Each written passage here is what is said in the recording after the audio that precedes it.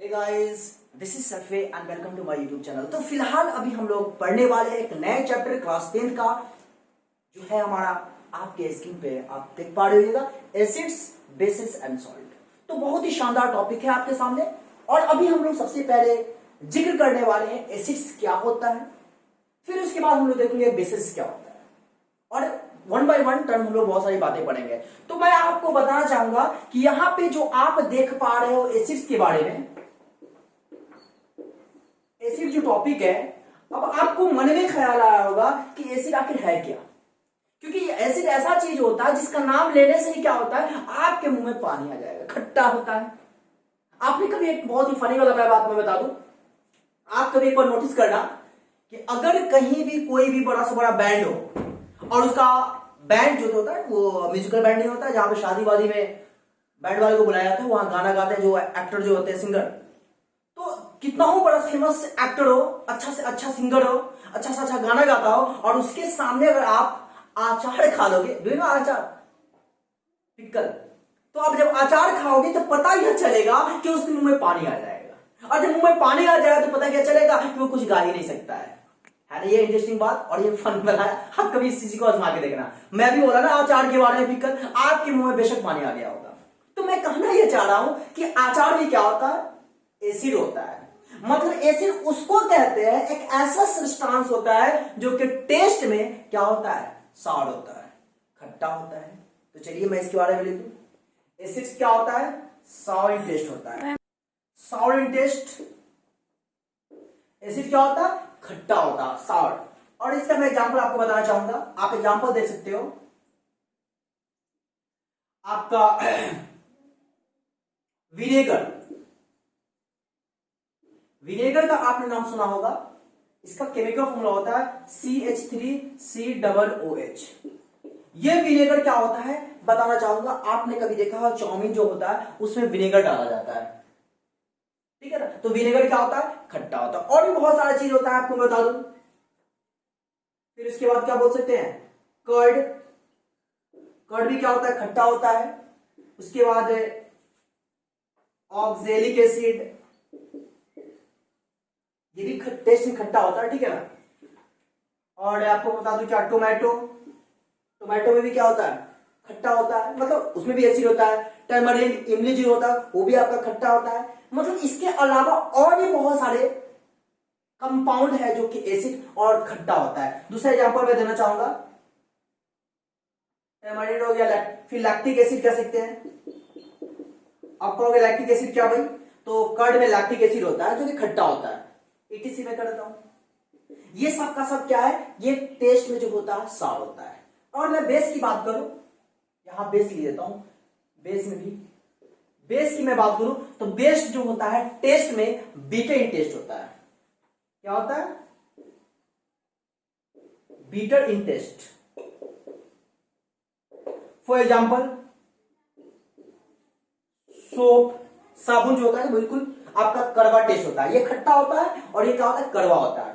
फिर दूसरा एग्जांपल मैं देना चाहूंगा, बेकिंग सोडा, ये सब क्या होता है, खट्टा होता है। फिर उसके बाद milk of magnesia,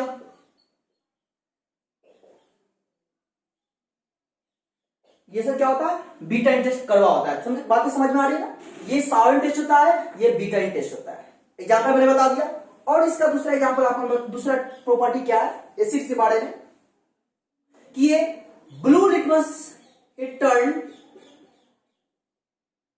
blue litmus to red, blue litmus red. मतलब क्या करता है, ब्लू लिटमस को रेड कर देता है। मतलब कि अब ब्लू लिटमस को रेड कर देता है, मतलब रेड जो लिटमस जो होता है, हमेशा याद रखिएगा, कोई भी लिटमस पेपर जनरली हम लोग देखते हैं ब्लू लिटमस और रेड लिटमस, ऐसे और भी होता है, लेकिन मेनली मान लो ब्लू लिटमस और रेड लिटमस। और ये लिटमस पेपर जो होता है, पेपर की तरह होता है, ये एक प्लांट होता है जिसका नाम है लाइकेन। लाइकेन के प्लांट से इसको बनाया जाता है, प्राप्त किया जाता है, ऑब्टेन किया जाता है। तो क्या होता है, कोई भी एसिड जो होता है अगर आप ब्लू लिटमस पे डालोगे तो वो रेड बनाएगा। लेकिन हमेशा याद रखिएगा, कोई भी एसिड जो होगा अगर आप उसको एक्वस सॉल्यूशन, अगर उस लिटमस पेपर में मतलब कि वो एक्वस सॉल्यूशन में अगर लिटमस पेपर को नहीं डालोगे तो वो कलर चेंज नहीं होगा। याद रखिए, ये एक्वस सॉल्यूशन बहुत इंपॉर्टेंट बात है। ड्राई लिटमस पेपर जो होता है कभी भी कोई कलर चेंज नहीं करता। हाँ, लेकिन एक्वस जब हो जाएगा उसके साथ वाटर तो मिल जाएगा तो वो कलर चेंज कर देगा। चलिए, ये लाइकेन से प्राप्त आता है। और ब्लू लिटमस, और मैं अगर कहूं कि ये रेड लिटमस को ब्लू करता है क्या? नहीं, रेड टू ब्लू नहीं करता है। मतलब रेड लिटमस में अगर आप एसिड को डालोगे तो ब्लू कलर चेंज नहीं होगा, नो चेंज। क्या होगा? No change. मतलब कि रेड लिटमस में डालोगे आप किसी एसिड को, ब्लू कलर नहीं देगा, नो चेंज। इसकी मैं अगर बात कर लूं तो ये क्या होता है? It turns red litmus to blue, red litmus to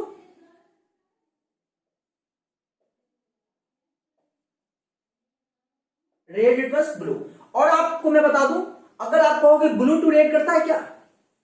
blue to red मतलब ब्लू में डालोगे तो रेड करेगा? नहीं, नो चेंज, जो है वैसा ही रहेगा। और ये भी आपको बता दूं, ये सब का सब जो होता है एक्वस सॉल्यूशन में ये अपना कलर चेंज करेगा। तो अभी मैंने बताया कि एसिड्स क्या होता है, बेस क्या होता है, उसका एग्जांपल क्या। सिंपल सी बात याद रखेंगे, एसिड सॉल्ट टेस्ट होता है, बेस बीटाइन टेस्ट होता है। इसमें एग्जांपल मैंने देखा कि खट्टा होता है। आपने कभी देखा होगा लेमन, नींबू, किसी बच्चे को अगर दे दोगे ना तो बेस्ट बच्चा जो टेस्ट करता है ऐसा बड़ा जबरदस्त एक्सप्रेशन होता है। आपने देखा होगा, नोटिस किया होगा, या आप भी जब ऐसा करोगे तो आपको भी ऐसा फील होगा। तो एसिड जनरली सॉल्ट टेस्ट होता है हमेशा, और बेस बीटाइन टेस्ट होता है। क्या क्या एग्जांपल है वो मैंने लिख दिया। एसिड ब्लू लिटमस को रेड में कन्वर्ट करता है, चेंज करता है, और ये रेड लिटमस को ब्लू करता है। कब करता है? तो याद रखिएगा, एक्वस सॉल्यूशन में, पानी जिसमें मिला हो। नॉन एक्वस में ड्राई लिटमस कभी भी अपना कलर चेंज नहीं करता है। मैं यहां पर नोट में लिख देता हूं, dry litmus do not change their colour, do not change its colour. वो अपना कलर चेंज नहीं करता। ड्राई लिटमस कभी भी अपना कलर चेंज नहीं करता, लेकिन वो कब करता है? एक्वस में। तो ये सारी बातें मैंने बताया एसिड्स और बेस के बारे में। लेकिन अब मसला यह है कि हम सर कैसे समझेंगे? क्या सारे एसिड्स को जुबान पे टेस्ट ही करके पता लगा सकता है? क्या बिना जुबान से टेस्ट के पता नहीं लगा सकते हैं? अब मैं बताना चाहूंगा, क्योंकि कुछ ऐसे एसिड्स मिलेंगे या ऐसे बेसेस मिलेंगे जो अगर आप टेस्ट करोगे जुबान से तो पता ही चलेगा कि आप टेस्ट करने के लायक ही नहीं रहोगे। मतलब यह कि आपका जुबान जो है बिल्कुल फिनिश हो जाएगा। तो वैसे सब्सटेंस को कैसे हम समझें कि ये एसिड है? तो आइए उसको हम जिक्र करते हैं। तो बोर्ड को रब करना होगा, फिर हम लोग देखते हैं। तो अभी हम लोग देखेंगे कि कुछ केमिकल्स मैं आने आपके सामने रखा है और आपको समझना है।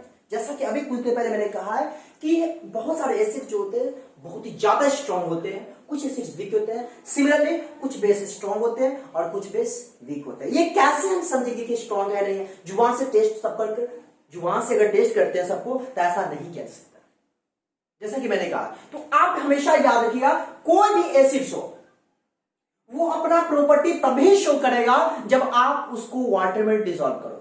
जैसा कि अभी आपने कुछ देर पहले देखा, मैंने कहा एसिड्स क्या होता है, ब्लू लिटमस को रेड में कन्वर्ट करता है। ये कब करता है? जब उसको आप वाटर में डिसॉल्व करोगे।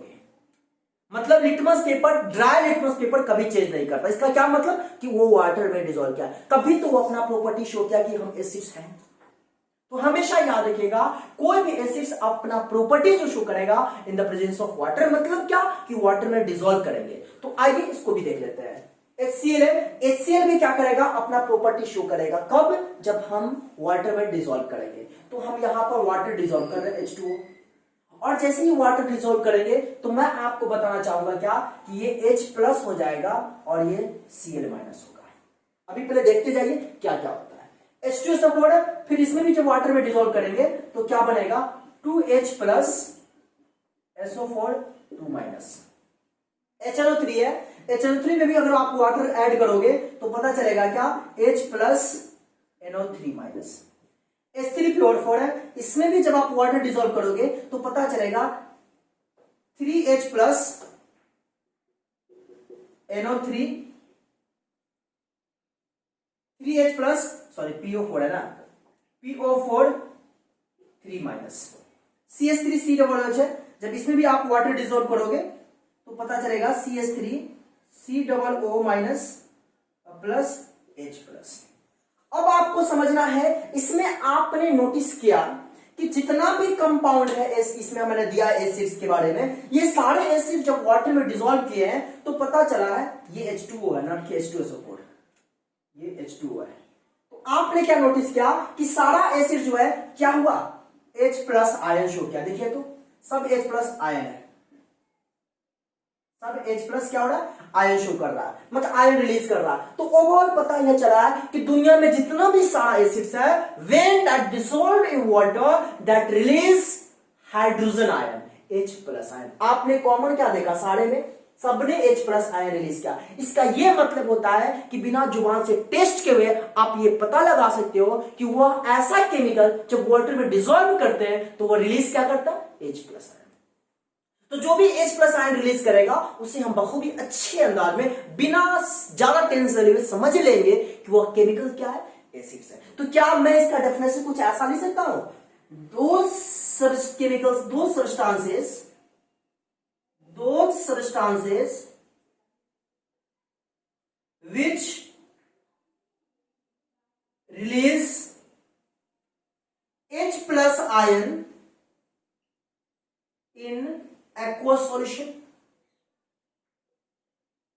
मतलब एक ऐसा सब्सटेंस, वैसा सब्सटेंस जो H प्लस आयन रिलीज करता हो इन एक्वस सॉल्यूशन। ये बताए कौन, याद रखिएगा अर्हेनियस साहब। अर्हेनियस साहब कहे क्या कि सारे एसिड्स को, सारे बेसिस को आप जुबान से टेस्ट नहीं कर सकते हो। क्यों नहीं कर सकते हो, कि कुछ एसिड जो होता है स्ट्रांग होता है, कुछ वीक होता है। अभी हम लोग इसके बारे में डिस्कस करेंगे, कौन स्ट्रांग होता है, कैसे समझेंगे कि स्ट्रांग है, कैसे समझेंगे कि वीक है, ये सारा अभी डिस्कस करेंगे, टेंशन ना लो। तो अर्हेनियस साहब ने कहा कि उस एसिड्स को आप, उस सब्सटेंस को वाटर में डिसॉल्व करो और H प्लस आयन दे रहा, समझ लेना एसिड है। चलिए बेस की मैं बात कर रहा हूं, बेस के साथ भी यही कहानी है कि आप इसको वाटर में डिसॉल्व करो और वाटर में डिसॉल्व करने के बाद वो क्या देगा, आप देखो Na प्लस OH माइनस, उम्मीद है दिख रहा होगा। MgOH होल ट्वाइस है, इसको भी वाटर में डिसॉल्व करते हैं तो पता चला क्या, Mg2 प्लस और 2H माइनस। KOH है, वाटर में आप डिसॉल्व करो, पता चलेगा K plus OH minus. CaOH whole twice है, इसमें भी वाटर में आप डिसॉल्व करो एक्वस सॉल्यूशन तो पता चलेगा कि Ca2 plus 2OH minus. AlOH है, इसको भी वाटर में आप जब डिसॉल्व करोगे तो पता चलेगा Al3 प्लस 3OH माइनस। तो आपने इसमें भी कुछ नोटिस किया कि जितना भी सब्सटेंसेस मैंने लिया है बेसिस में, उसको एक्वस में वाटर में डिसॉल्व करने के बाद हमें पता चला क्या क्या मिला, OH माइनस, सब में OH माइनस आप देख सकते हो, सब OH माइनस आया दिया। इसका यह मतलब होता है कि अर्हेनियस साहब क्या कहते हैं कि बेस को भी हम बेस, वो सब्सटेंस को बेस कहेंगे तब जब उसको वाटर में डिसॉल्व करने के बाद क्या देना चाहिए, क्या मिलना चाहिए, क्या रिलीज करना चाहिए, OH माइनस आयन। इसमें आपने क्या देखा, H प्लस आयन, इसमें आपने क्या देखा, OH माइनस आयन। तो यहां भी क्या मैं इसको ऐसा लिख सकता हूं, those substances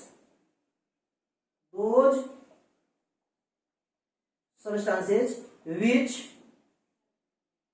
release OH minus ion in aqueous solution। जो aqueous solution में क्या देता हो, OH माइनस आयन देता हो, और जो aqueous solution में क्या देता हो, यहां पे H प्लस आयन देता हो। आपने बातें समझा, ये केमिकल प्रॉपर्टी, केमिकल आधार पे हमने समझा कि किसको एसिड्स कहेंगे, किसको बेस कहेंगे। वो तो प्रॉपर्टी था कि सॉल्ट टेस्ट होता है, सबको टेस्ट जुबान से नहीं किया जा सकता। अब समझना है कि कुछ एसिड्स जो होते हैं हम लोग डेली लाइफ में यूज करते हैं, जो अक्सर यूज किया जाता है घर में, और कुछ एसिड ऐसा भी होता है जिसका इस्तेमाल हम डेली लाइफ में घर में यूज नहीं कर सकते। एक और मैं एसिड ले लेता हूं, यहां पे H2CO3, इसको भी वाटर में आप डिसॉल्व करोगे तो पता चलेगा क्या, 2H प्लस CO3 2 माइनस, यहां भी H प्लस आयन दिया। अब मैं आपको बताना चाहूंगा कि कौन एसिड्स स्ट्रॉन्ग है, कौन एसिड्स वीक है। तो इसको जनरली आप ऐसे समझ सकते हो कि अगर मान लो कि 100 परसेंट, मान लो कि हाँ ये मान लो कि 20 ml हम एक बात बोला है जनरल बात, ठीक है ना। मान लो कि 100 ml हम H2CO3 लिए, 100 मिलीलीटर H2CO3, 100 मिलीलीटर एसिड लिए, उसको वाटर में डिसॉल्व किए, और वाटर में डिसॉल्व करने के बाद अगर वो H प्लस आयन कम में रिलीज करेगा तो आप समझ लेना कि वो वीक एसिड है। अगर वो कम का मतलब क्या हुआ, मान लो कि 100 ml में आपका 5 ml H प्लस आया, एक बात बोला है, 100 ml एसिड में अगर मान लो कि 5 ml हाइड्रोजन आया तो आप समझ लेना तो वीक एसिड है।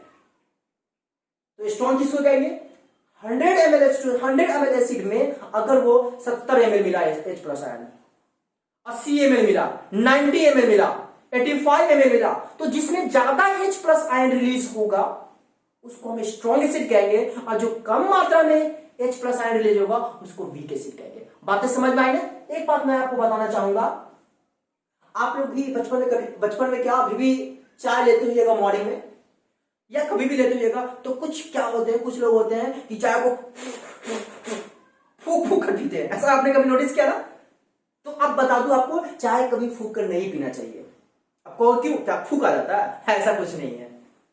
मैं बताना चाहूँ क्यों नहीं फूक कर पीना चाहिए। इसलिए क्योंकि आपने देखा होगा कप में जो चाय रखी होती है उसमें से वेपर निकलता रहता है, वेपर निकलता है, और आप जो फूकते हो तो क्या मुंह से निकलता है, छोटू निकलता है, CO2, और वेपर क्या है, H2O है। चाय से वेपर निकल रहा है ऊपर H2O, और हम फूक रहे हैं CO2 जा रहा है, तो H2O अब प्लस CO2 जब मिल जाता है, तो जैसा कि मैं भी कर रहा था, चाय को फूक कर नहीं पीना चाहिए, क्योंकि आप फूकते हो CO2 निकलता है, उसमें से वेपर निकलता है, तो CO2 प्लस वेपर, याद रखिएगा हमेशा, CO2 प्लस वेपर H2O, ये बनाता है H2CO3, और ये स्ट्रॉन्ग एसिड होता है जो कि हमारे लिए हार्म करता है।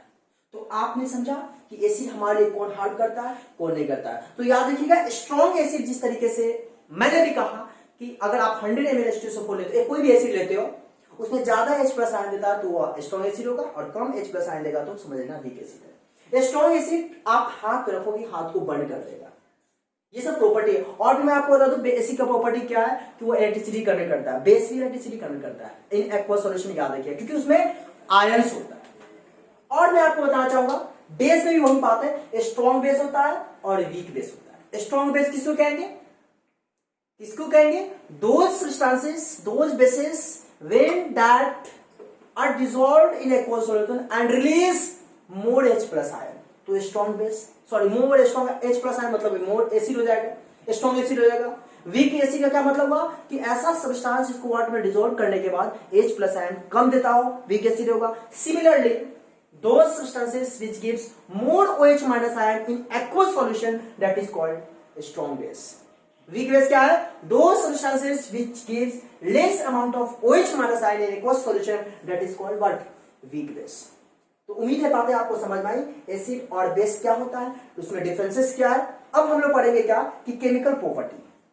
उससे पहले एक और बात मैं आपको बताना चाहूंगा। अब कहोगे कि सर हम कैसे समझेंगे वो स्ट्रॉन्ग एसिड है, कैसे वीक एसिड। इतना तो आपने बता दिया कि हाँ ज्यादा H प्लस आयन होगा तो एसिड होगा, मोर स्ट्रॉन्ग एसिड होगा, कम H प्लस आयन होगा तो वीक एसिड होगा। ये कब, वाटर में डिसॉल्व करने के बाद।